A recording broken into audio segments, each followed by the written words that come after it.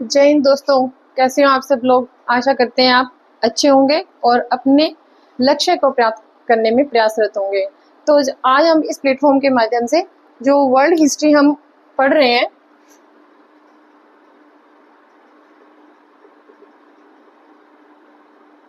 उसमें हमारा टॉपिक चल रहा है पुनर्जागरण, जिसका कि हमने अर्थ, विशेषताएं और कारण तो हमने पढ़ लिए थे पिछली क्लास में। तो अब हमारा जो नेक्स्ट टॉपिक है वो हमारा था इटली में होने का क्या कारण था। पुनर्जागरण इटली से ही क्यों हुआ, यूरोप में हुआ और पर्टिकुलर जगह इटली से ही क्यों हुआ। तो इसके कई कारण थे। सबसे पहले है जैसे इसकी भौगोलिक स्थिति, ये यूरोप का प्रवेश द्वार है और एशिया के एंगल से, पॉइंट ऑफ व्यू से। ठीक है, नेक्स्ट यहाँ पे एक मेडिची परिवार हुआ। इसने क्या किया कि विद्वानों को संरक्षण दिया। कौन कौन से विद्वान थे, जैसे दांते।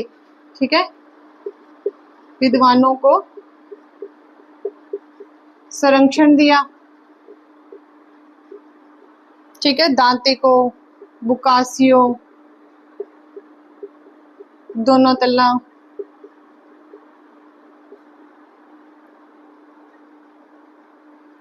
एटसेट्रा। ठीक है, इनको विद्वानों को संरक्षण दिया। थर्ड जो था, थर्ड पॉइंट है इसके अंदर, संरक्षण दिया था। सर्वाधिक नगर जो थे वो भी यही हुए थे। सर्वाधिक नगर भी यही हुए, जैसे फ्लोरेंस, वेनिस, मिलान एटसेट्रा। जो फ्लोरेंस था वो इटली में क्या था, विद्वानों की नगरी था। ये इटली में विद्वानों की नगरी कौन था, फ्लोरेंस था। ये आप पॉइंट नोट कर लीजिए। नेक्स्ट चलते हैं फिर।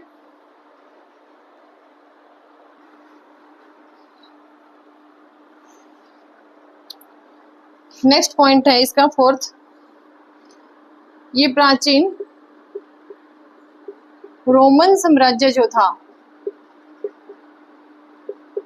का केंद्र बिंदु भी यही था, क्योंकि सर्वाधिक धार्मिक जो विचार थे यहीं पे आए। ठीक है, और सबसे ज्यादा कट्टरता भी फिर यहीं से हुई, तो आवाज भी फिर यहीं से उठनी थी। नेक्स्ट जो हमारा पॉइंट है, यहाँ पर भौतिकवादी जो लोग थे, भौतिकवादी या जिनको बोलते हैं इहलौकिक, यानी कि सिर्फ इस लोक के बारे में, इस जन्म के बारे में सोचने वाले लोग जो थे वो यहाँ थे।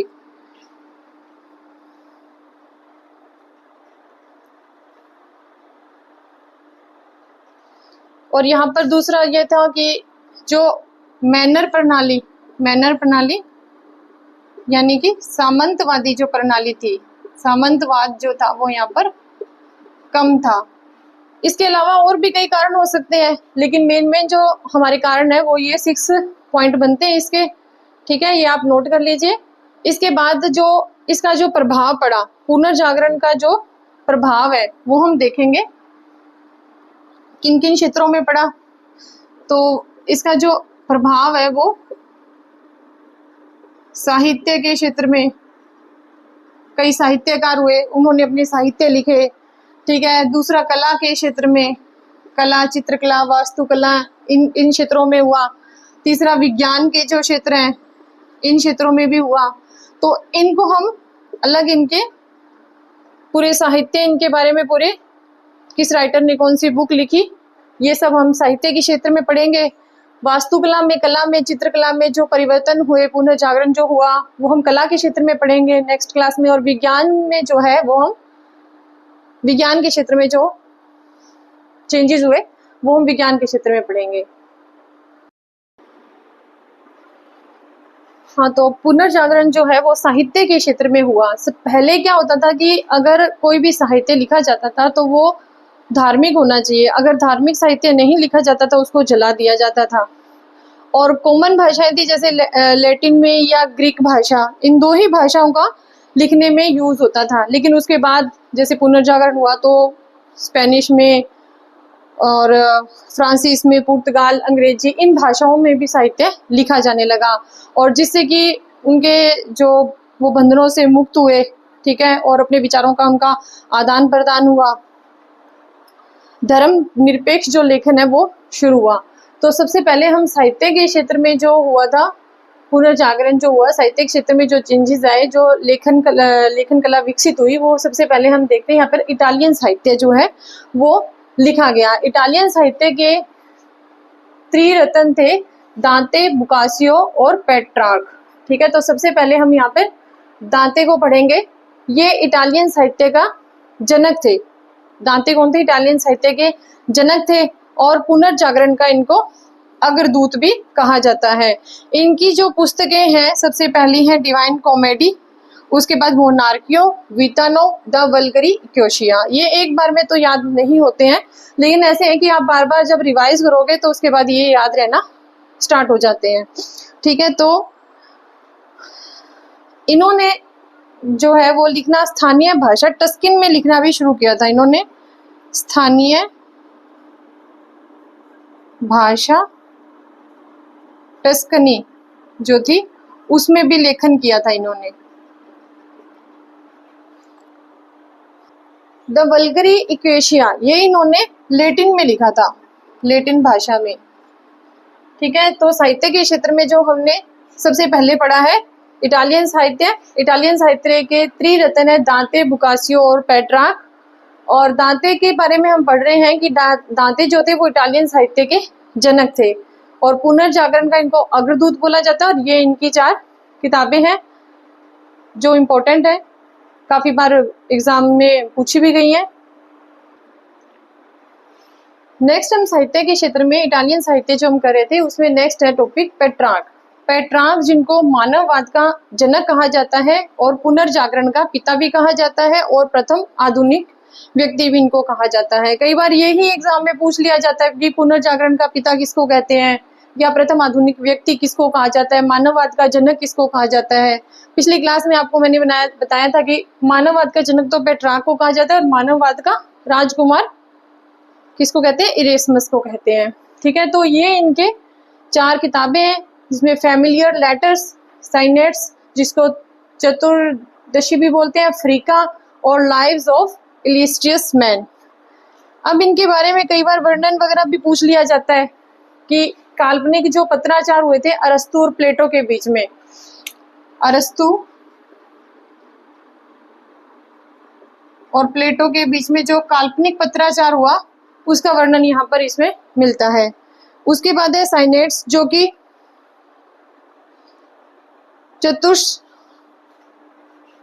चतुर्दशपदी भी बोलते हैं इसको।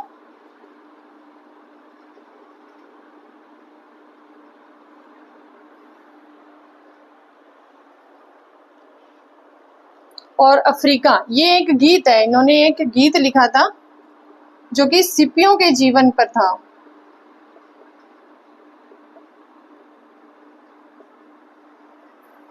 सिपियों के जीवन पर था। और लाइव्स ऑफ इलिस्ट्रियस मैन में 31 जो क्या थे, रोमन इतिहास के प्रमुख जो व्यक्ति थे, रोमन इतिहास के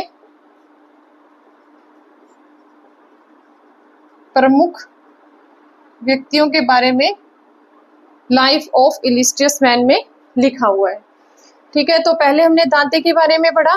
नेक्स्ट जो थे हमारे पेट्रार्क जिनको मानववाद का जनक, पुनर्जागरण का पिता, प्रथम आधुनिक व्यक्ति कहते हैं, और फैमिलियर लेटर, साइनेट्स, अफ्रीका और लाइव्स ऑफ इलिस्ट्रियस मैन। अब कई बार एग्जाम में ये भी पूछ लिया जाता है कि अफ्रीका नामक जो गीत है, अब हम इसको साहित्य के क्षेत्र में पढ़ रहे हैं तो हम मेनली यही सोचते हैं कि ये किताब होगी, ये होगा, तो गीत का पूछ लेते हैं। तो अफ्रीका नामक जो गीत है वो पेट्रार्क का है।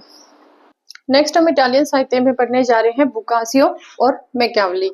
ये जो जितने भी विद्वान मैंने भी यहाँ पढ़ाए हैं, दांते हुए, और बुकासी हुए, मैकियावेली हुए, पेट्रार्क हुए, ये सब इटली के फ्लोरेंस नगर के विद्वान थे।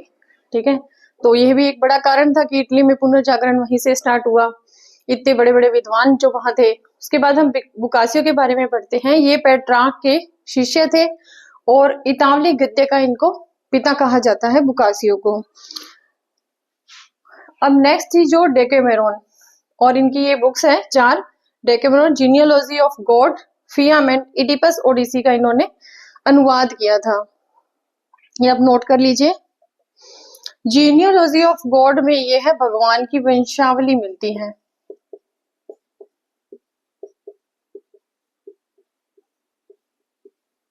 जीनियोलॉजी ऑफ गॉड में डेकेमेरोन है जो 100 कहानियां मिलती है मानव स्वभाव की घटिया रूप की, मानव स्वभाव की घटिया रूप की 100 कहानियों का इसमें संरक्षण मिलता है। 100 कहानियां इसमें लिखी गई है बुकासियो के द्वारा।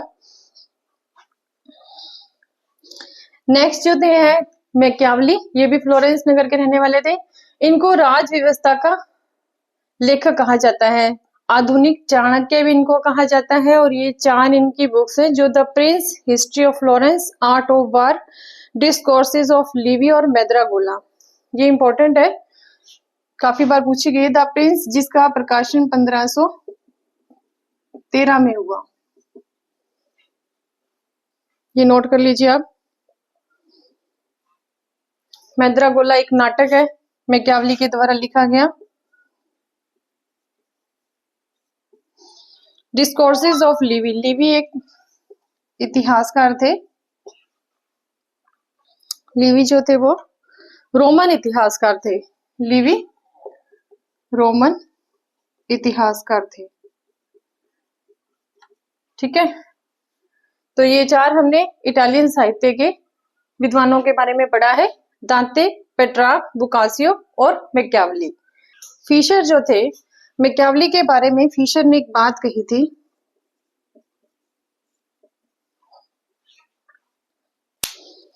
सत्ता की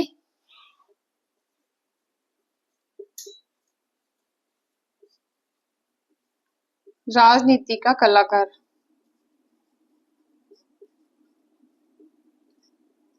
किसके बारे में कहा फिशर ने? ये मैकियावेली के बारे में इन्होंने कहा था। इसके अलावा भी कई इतिहासकार हुए थे, ये आपने नोट कर लिया। नेक्स्ट जो है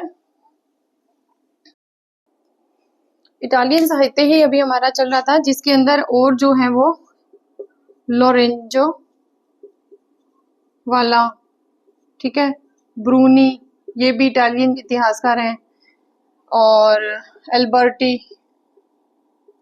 कई बार क्वेश्चन ऐसे भी पूछ लिया जाता है कि 4 ऑप्शन दे दिए जाते हैं और जिनमें किन विद्वानों के नाम लिख दिए जाते हैं राइटर के, और ये पूछ लिया जाता है कि कौन सा इटालियन साहित्यकार है या कौन सा नहीं है।